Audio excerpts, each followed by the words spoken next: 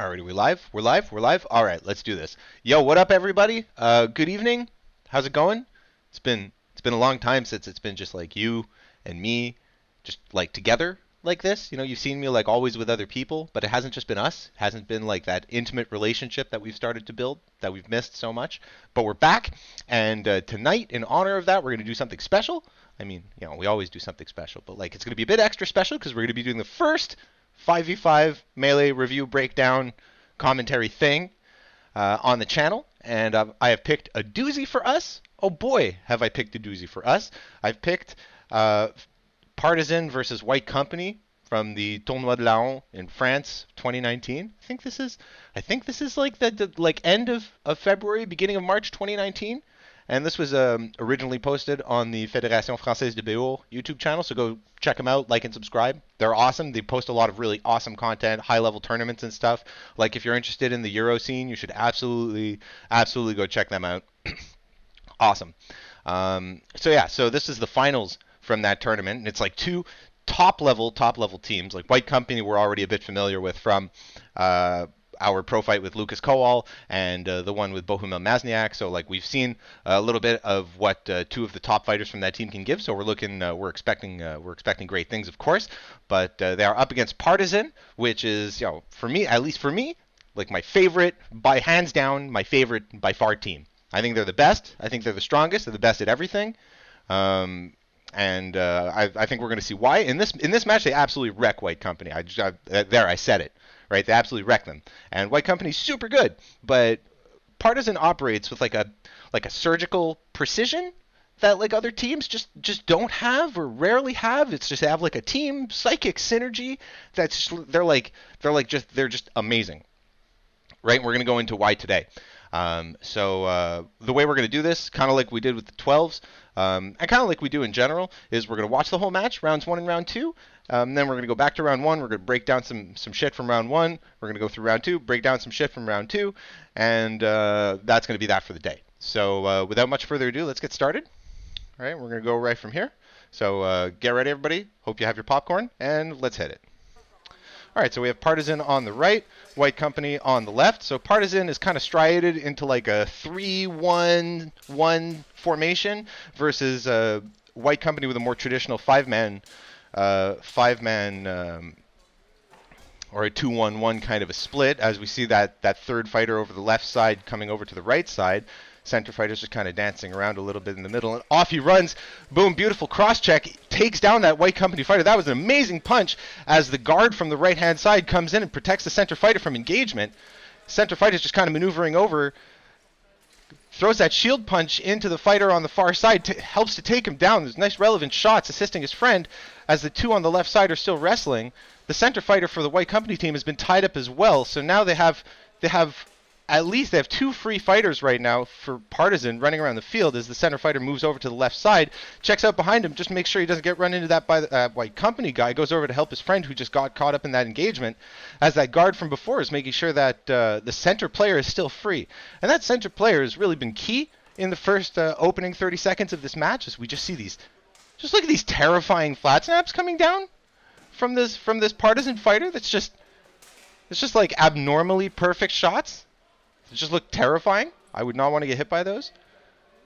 I don't know why they're stopping the match here. Maybe they stop at a 5-2 disadvantage. I'm not particularly sure why they stopped there.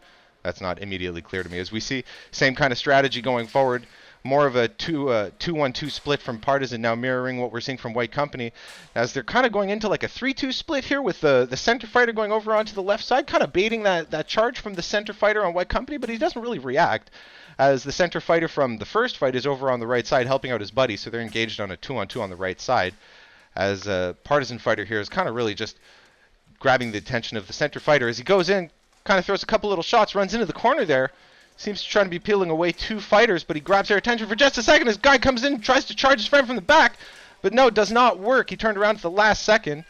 Now, it's an interesting scenario that these guys have put themselves in, but he successfully peeled off some fighters from the people wrestling on the left, and they seem to all have been pulled off into singles. So now the thing that we have to pay the most attention to is this engagement on the left, and we're going to be going into that more in depth later as the fighter here is wrestling for position, and we're going to see he establishes an overhook and pivots out to check the rest of the field. Right now he has full field awareness. He's seeing what's going on each side of the field as he's going to try to make some attacks in order to try to advance his grapple. We're going to see him transition to face control here with the shield momentarily as the fighters on the right side are all kind of looking around trying to decide what to do. Fighter in the corner is lacing up his guy with those nice Russian train. See the same thing from the fighter on the far left here. Throwing those nice shots, establishing face control, pushing him, breaking his posture, pushing him over the list like that. He has total control of him right now, and he's checking the rest of the field. As you can see, he's choked up a little bit on his axe to make it easier for him to fight on the inside and grapple, and he successfully takes him down. So now they've established a 5-4 advantage, moving forward and establishing that 2-on-1 on the far side of the list. So now we have that buckler fighter who's pulled out of the corner as well. He's trying to establish numerical superiority on the far side as the fighters are transitioning out. Now we're seeing some dynamism from Partisan as they're switching targets, taking advantage of the fact that they always have a one player free, so they can always free up somebody and change up targets, which is really beneficial when it comes to team play in the list.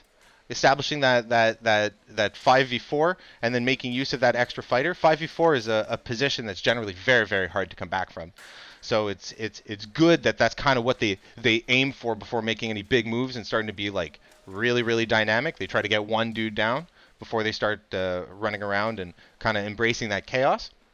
As you can see, the fights have been pretty dynamic as well. A lot of people accuse HMB of being very static because everybody breaks off and kind of wrestles against the list. But we could see with high-level fighters that doesn't really happen as much as one would expect. You see they're able to advance position quickly, or they're able to attack and defend both in the open field as well as to get with their back to the list. So it's not really necessary to kind of lock up like that. It also prevents you from moving when necessary, as we've seen. As the Partisan fighter takes down that White Company fighter on the far side, they're now 5 against 3, I believe, as he's going over to help his buddy on the far side of the list, who is having a bit of a rough time with that White Company fighter. Threw a wrap on that side too, as he just chops down that elbow with those vicious, vicious flat snaps. It was absolutely, absolutely atrocious. Looks like he just chopped his shield off. And it looks like they stop at a 5-2 disadvantage. This is just absolutely destructive match. There's so much going on. There was so much going on. It was at some points hard to keep up. But we're going to go back over it. So that was it. So Partisan 2-0 without losing a guy just absolutely demolishes a very high-level wrestling team.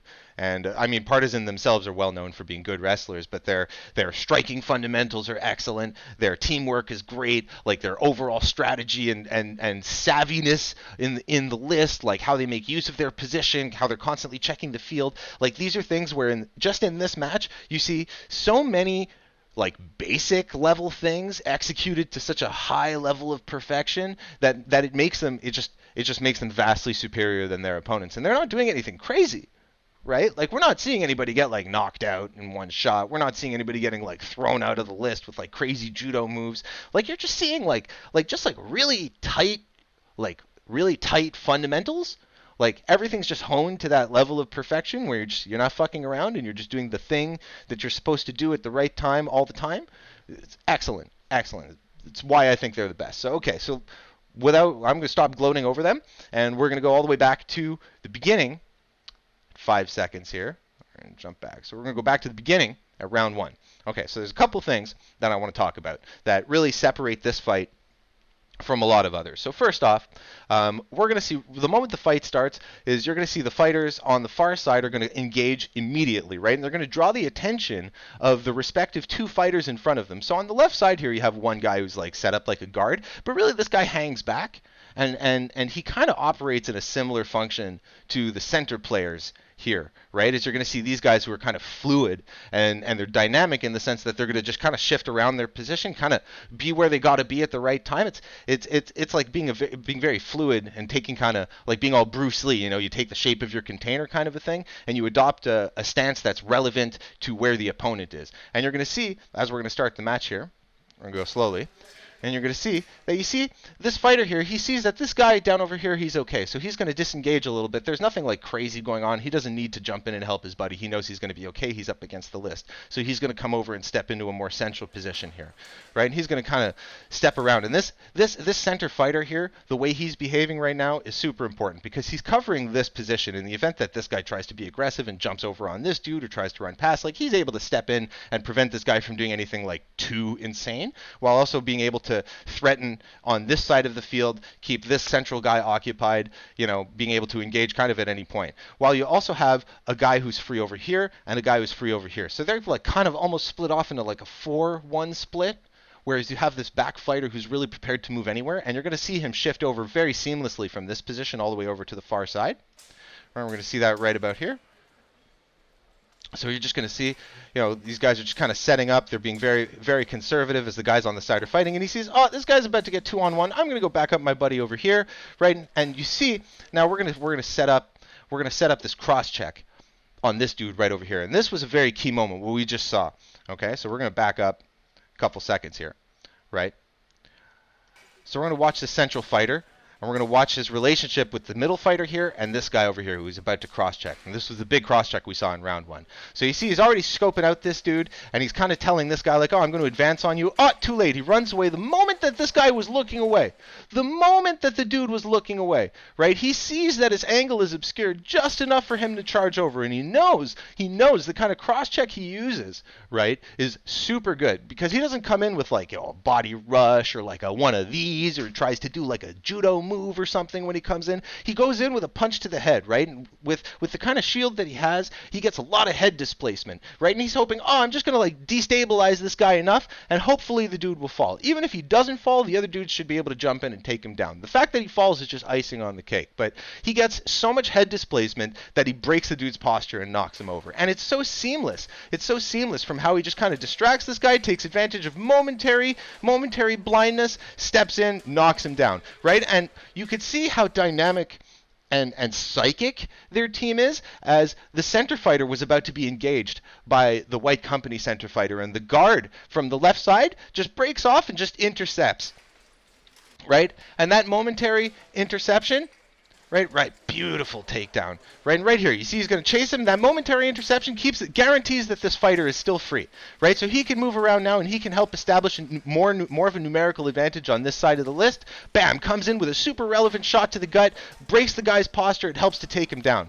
This is excellent teamwork right over here, right? So now you've guaranteed 2 free fighters, and you've bound up their middle fighter, while your 2 guys on the other side are still in a 1v1. So now these dudes are free to come over at any time, and they're free to help out. Now, what we just saw was super important, right? Because that whole time I was talking, what happened is these 2 fighters moved over across the entirety of the list with a white company fighter behind them. So what did they do? So let's go back a little bit here. Right, and this here's some basic shit. And basic shit we talk all the time. So they've successfully taken this dude down. Center fighter is now helping to destroy the white company center fighter. Your bros are wrestling over here. Cool. So this guy wants to come over and establish numerical superiority or local superiority on these dudes here, and help successfully execute more takedowns. And you can come in here.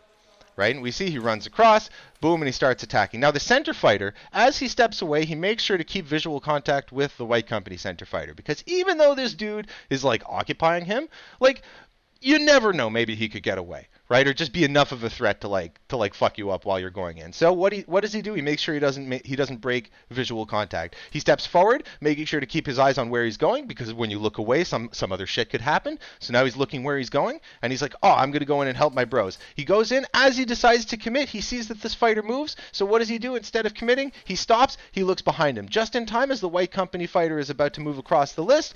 He moves across the list, and he steps out of the way, and as his friend is coming in from the rear. So right now what's happening is you've successfully corralled all of their fighters inside of your fighters. So now it's safe for you to move in. You don't have to check behind you. You know where they all are, right? So as these fighters move in, you have this guy coming up here to defend against this white company fighter who's now disengaged, right? So this guy is now dangerous once again, as the center fighter comes in and starts throwing shots on the white company fighter who's wrestling his bro who just went in here. Now what does he do again, the center fighter?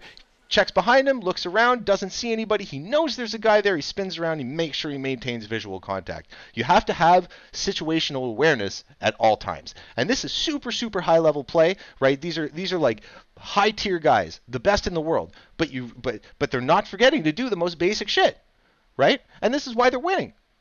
Because they're doing the most basic shit. They're making sure they know where everybody is. They're making sure they're never breaking eye contact. They're making sure that everybody's doing their job, that nobody's getting distracted. It's like super basic shit, right? As we're going to be moving forward, we're going to see on top of that, I think this is the spot where we see, yeah, this is where the sword and buckler fighter, like, just look at this guy, okay? Like, this is like strategy aside for a second. Like, we're just going to talk mechanics for a moment. Like, just look at this guy. Like, look at this guy's flat snaps. Like, just look how he throws shots. Like, this guy throws terrifying. Look at his buddy, too. Look at this. Look at the center fighter with those axe shots. Like, these shots are, even this guy, like, these shots are just absolute. The shield punch, these shots are terrifying, man. These shots are terrifying. And it's like one thing to note is that contrary to our, like, North America meta, where it's, like, common to see, like, whole teams of dudes go in with, like, two-handed axe or halberds or some shit. Like, these guys don't have none of that. Right? These guys don't need none of that. Because, like, if you look, like, let's look again. Like, look at how hard these dudes are hitting, right? Like, these dudes aren't just, like, of course they're, like, in super good shape, right? Like, don't get me wrong. Like, top level, world level athletes are going to be in excellent shape. So that's, of course, a factor. But, like, just look at the pristine and, like, pure mechanics, like hip rotation, like good angulation, like everything is like the snap at the end with the wrist, like everything is like perfectly aligned. Like, not only is his technique perfect, I imagine his equipment is like super perfectly like configured for him, because like he has like such fluidity between shots. It's like so easy for him to throw those power shots. There's like nothing in the way. And let's go back one more time and just look at how, like, I don't want to get hit by that. You know, and it's like I'm not like scared to get hit by shit. But like that looks like it sucks. Like, it sucks to get hit by that. Like, no wonder these guys are getting like to the right above the knee too, bro. Like, no wonder these guys are getting shredded. Like, no wonder these guys are getting shredded. Like, okay, stop the fight at 5-2. I get it. I get it.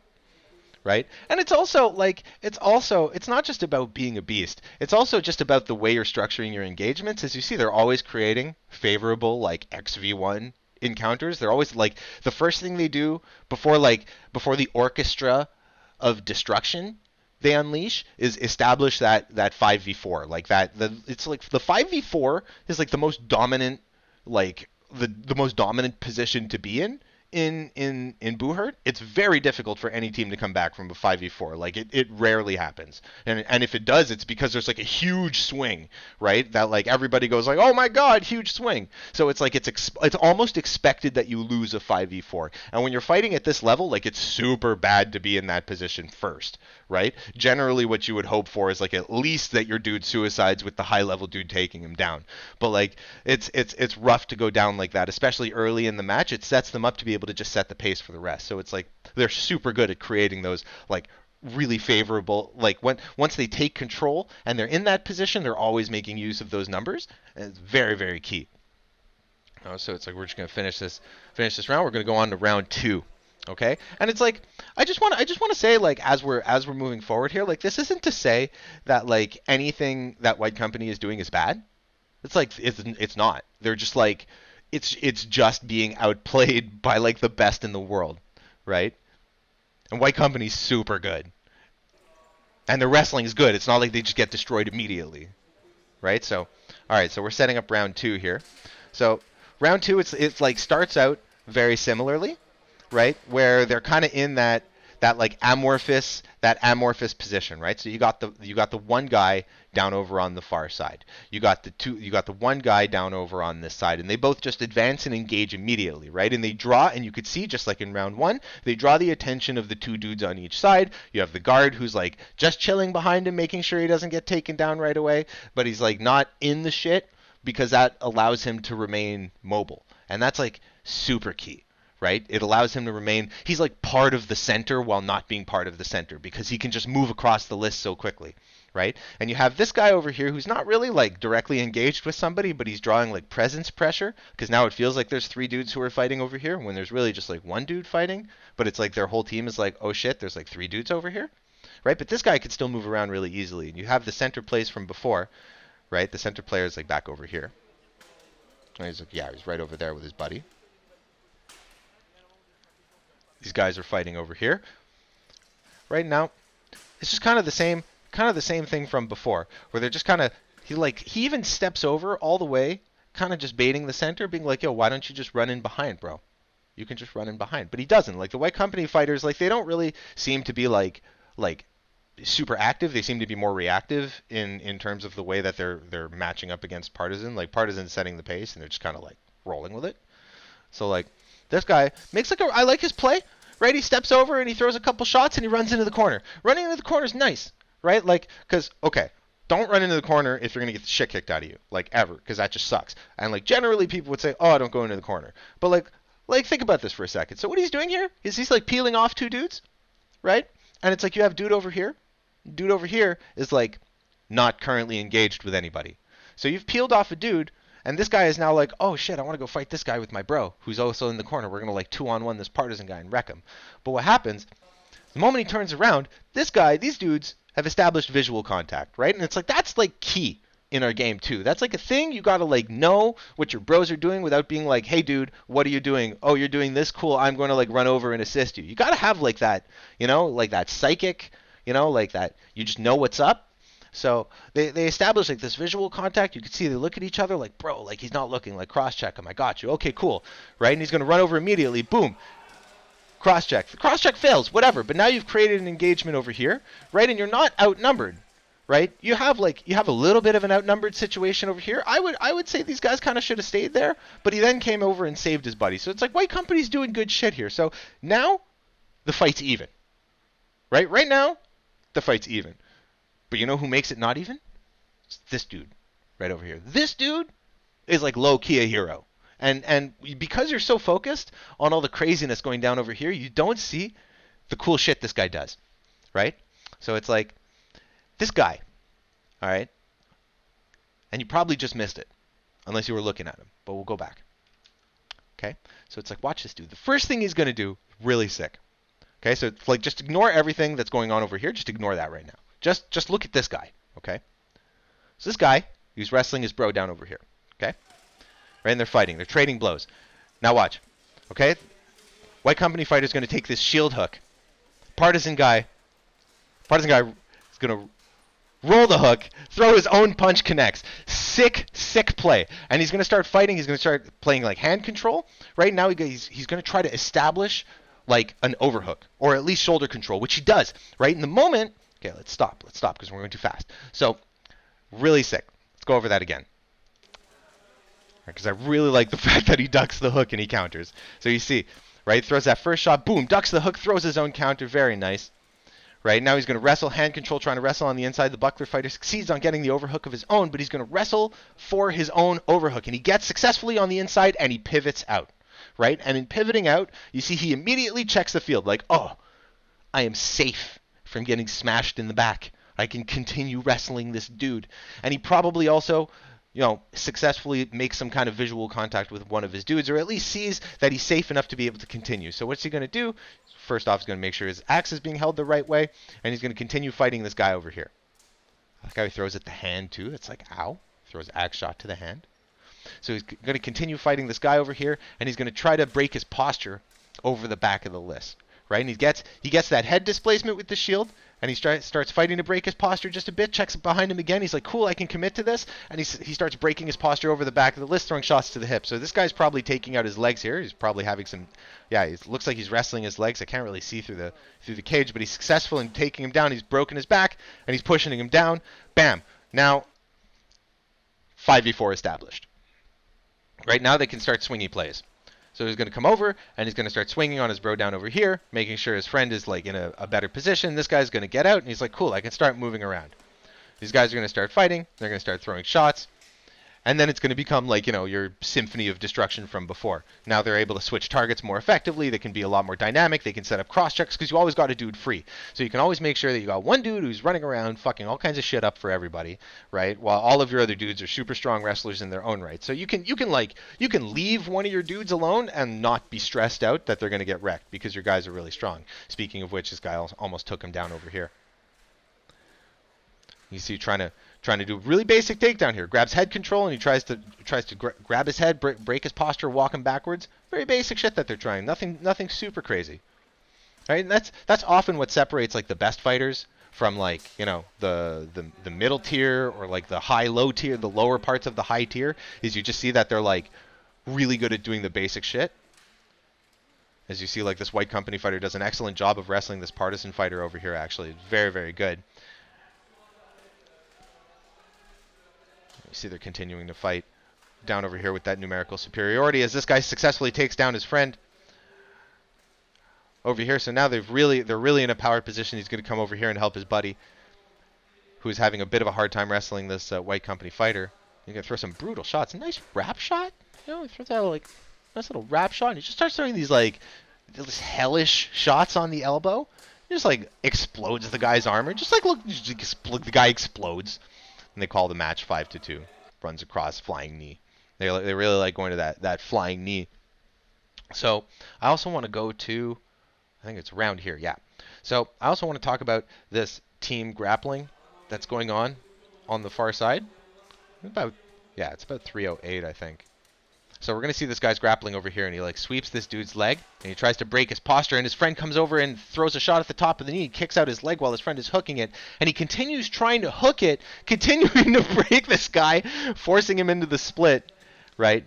Throwing some nice little knees there, trying to take this dude down. So it's like I just want to say, like, really really interesting use of team grappling, trying to make sure that while you're wrestling your own guy, you're also assisting your friend. If you see an opportunity to be, when you move, you throw like a relevant shot. You don't just like throw a shot on a dude like, oh, my friend is fighting a guy, I'm gonna run by and boop him on the head, when that'll do nothing. He threw like a power shot into the top of his knee, and the guy buckled right away, right? Like look at that shot to the knee right over here. Look at that. Blop. Ow, man. Yeah, for sure that makes you buckle your knee. That sucks, right? And it's like it's key because he doesn't just like throw that and then just like fuck off. He also isolates the foot there, and you're gonna see like look at the game of footsie that they're gonna play there. Boom, he kicks that foot out. Right now we're watching down here, and you see how he's like isolating that foot. So he's assisting while not breaking his own posture, putting himself out of position. So and his friend comes over and throws a shot to the hip of this guy or the butt of that guy. But it's like nonetheless you could see that there's like that higher level of teamwork going on. It's just like small things. It's like I'm not coming in and I'm like throwing the dude around, or I'm like coming in and like one-shotting the guy for you. It's like I'm coming in and I'm doing just like the right thing that's like small at the right time to like that has a big effect. And I think that's like that's what I meant by like surgical precision. It's that ability to just be like fucking pinpoint precise. I think that's really key. And like we said before, we see like that dynamism by switching fighters and stuff and like running around and making sure you always have a fighter free. So it's like these guys, they're always making sure that they know what's going on in the list. And we've talked about situational awareness before in the 12v12 breakdown. We talked a little bit about situational awareness, and it's been mentioned on like streams and stuff as well. But it's important to like have a really good prime example of like just like top level play. And yeah, so that's been pretty much everything I've wanted to talk about.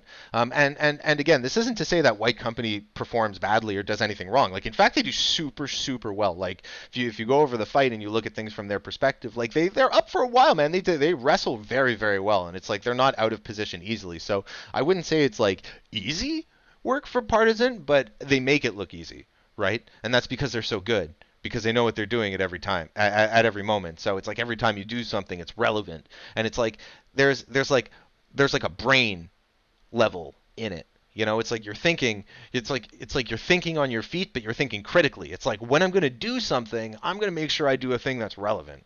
And it's like what's relevant to this specific situation. And it's like instead of being like having broad applications, and this comes from experience, like experience and like team meetings and training and tactics and drilling.